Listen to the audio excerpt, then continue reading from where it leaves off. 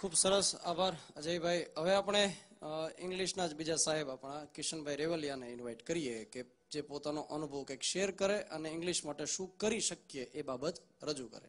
Okay વિદ્યાર્થી મિત્રો, સૌપ્રથમ તો ગુડ મોર્નિંગ.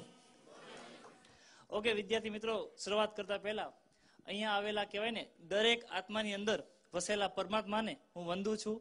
ત્યારબાદ હું ખાસ કહેવા માંગીશ કે દર્શનભાઈ, નિકુલભાઈ અને કહેવાય ને આખી એક ટીમ જે છે વર્લ્ડ ઇનબોક્સની, એને ખૂબ ખૂબ હું કહેવાય ને થેન્ક યુ કહેવા માંગીશ.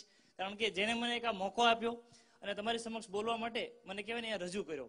તો મિત્રો, જ્યારે ઇંગ્લિશની વાત નીકળતી હોય છે ત્યારે હું ઘણીવાર કહેતો હોઉં છું કે એક વાક્ય બહુ ફેમસ છે આખા વર્લ્ડની અંદર. એ વાક્ય કંઈક આવું છે કે English is the easiest language of the world. આનું ગુજરાતી કંઈક આવું થાય છે મિત્રો કે અંગ્રેજી દુનિયાની સૌથી સહેલી ભાષા છે. પરંતુ મિત્રો, હું મારા અનુભવ પરથી એટલું જ કહેવા માંગીશ કે અંગ્રેજી કહેવાય ને કોઈ અઘરો વિષય નથી. હવે તમને એમ થાય સાહેબ તમે એટલા વર્ષથી ભણાવતા હો, એટલા વર્ષથી કહેવાય ને એનું સોલ્યુશન કરતા એટલે તમને એવું લાગે.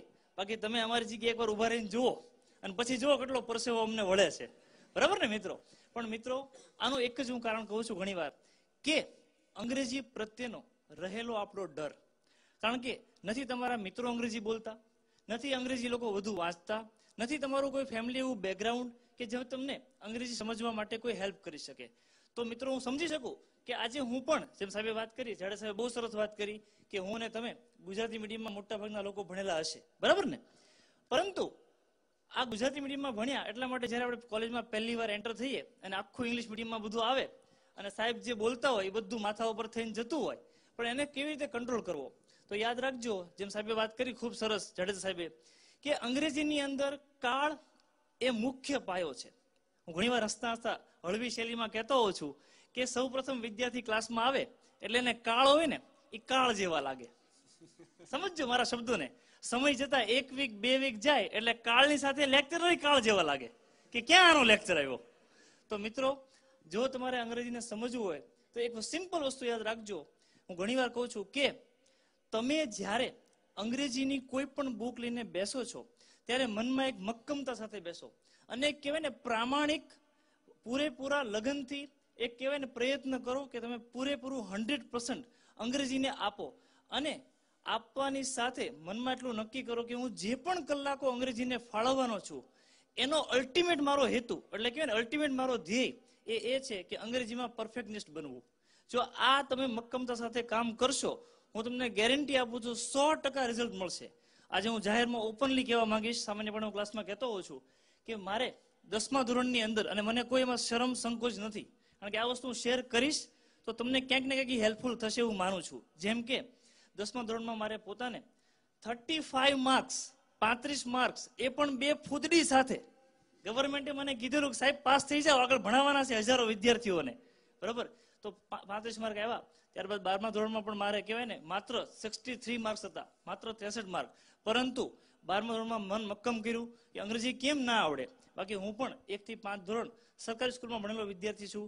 આજે ભાવનગર ખાતે હજારો વિદ્યાર્થી, તમે એમ કહી શકો 6000 થી વધારે વિદ્યાર્થીને મેં અંગ્રેજી ભણાવ્યું છે. મારી પોતાની મેં બુક પણ લખેલી છે અને એમાં મેં એ જ વાત કરી છે કે આજના જમાનામાં જમાનો ખૂબ ઝડપી આગળ વધી રહ્યો છે.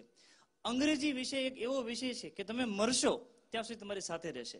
આ ક્યારેય ન ભૂલતા. કેમ? કારણ કે અંગ્રેજી માત્ર ભાષાનો વિષય નથી રહ્યો, પરંતુ સાથે આને પર્સનાલિટીનો એક માપદંડ તરીકે પણ જોવામાં આવે છે. જો તમારી સાથે એગ્રી હો તો યસ કહેજો મિત્રો, યસ ઓર નો.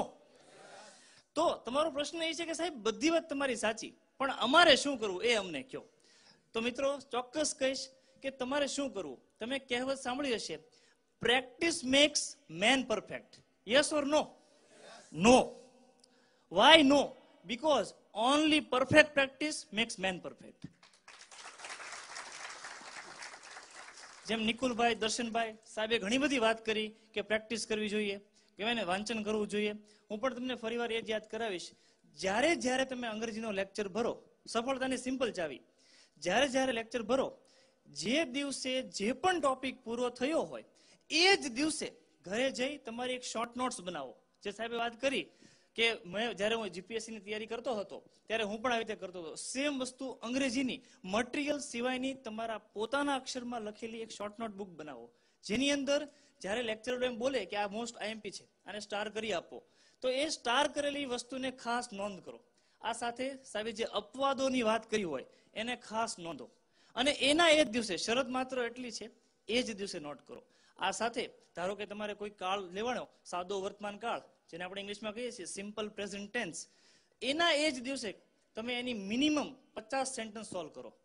આવું તમારે માત્ર 3 થી 4 મહિના કરવાનું છે, વધારે સમય નથી માંગતો. એમાં તમે ડિવાઈડ કરો કે ડેલી માત્ર મેક્સિમમ 30 થી 35 મિનિટ કે વધીને 1 કલાક, આનાથી વધારે નથી કરવાનું. જે લોકોને અંગ્રેજી બહુ અઘરું લાગે છે, તમારી ક્ષમતા હોય તો વધારે પણ કરી શકો છો, પણ મિનિમમ કેટલી? અડધી કલાક અને મેક્સિમમ 1 કલાક પર રેગ્યુલર. Thank you.